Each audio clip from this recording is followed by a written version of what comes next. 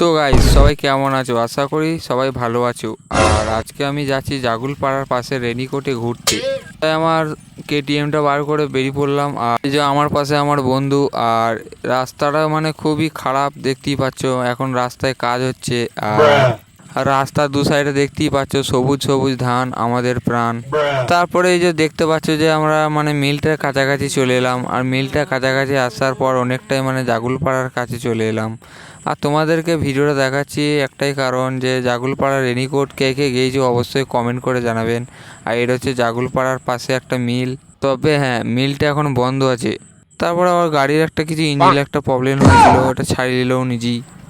রাস্তা আছে ফাঁকা, কেটিএম চালাচ্ছি দুজনে মিলে একা একা।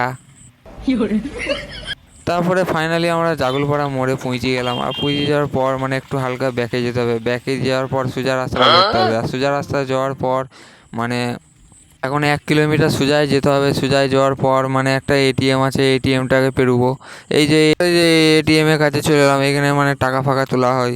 তা আমার তো পয়সা আছে, টাকা নাই। তারপরে এই যে সুন্দর সুন্দর ওয়েদার দেখতে দেখতে এখনো 500 মিটার দূরে যেতে হবে। তারপরে আমাদের জাগুলপাড়া রেনিকোটে চলে যাব। আর এখানে সাজিয়ে সাজিয়ে দেখতে পাচ্ছ যে 6 চাকা, 4 চাকা, 10 চাকা গাড়ি মানে সাজিয়ে সাজিয়ে রাখা আছে, খুব সুন্দর লাগছে, তাই একটু নিয়ে নিলাম। তারপরে এখানে 3টে রাস্তা দেখতে পাচ্ছেন। এইটা হচ্ছে বল খেলা গ্রাউন্ড যাওয়ার রাস্তা, এটা হচ্ছে রেনিকোট যাওয়া হবে, ওইটাও রেনিকোট যাওয়া হবে। আর ওইটা হচ্ছে মসজিদতলার রাস্তাটা, আর এটা হচ্ছে আমরা যেটা যাচ্ছি, এটা হচ্ছে একটা আলাদা রাস্তা।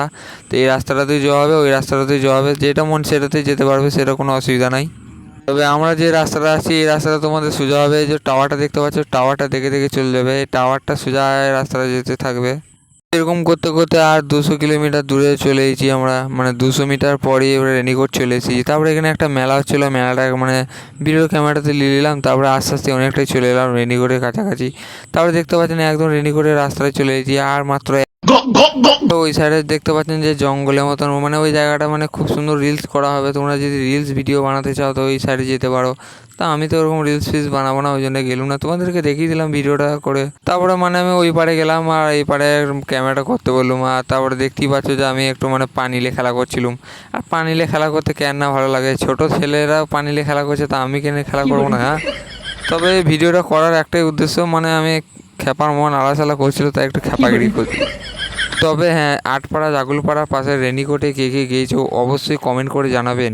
হ্যাঁ, তবে আমি অনেকবারই গিয়েছি কিন্তু ভিডিও করা হয়নি, তাই আজকে একটা ভিডিও করে ছেড়ে দিলাম। দেখি তোমরা কে কে দেখছো।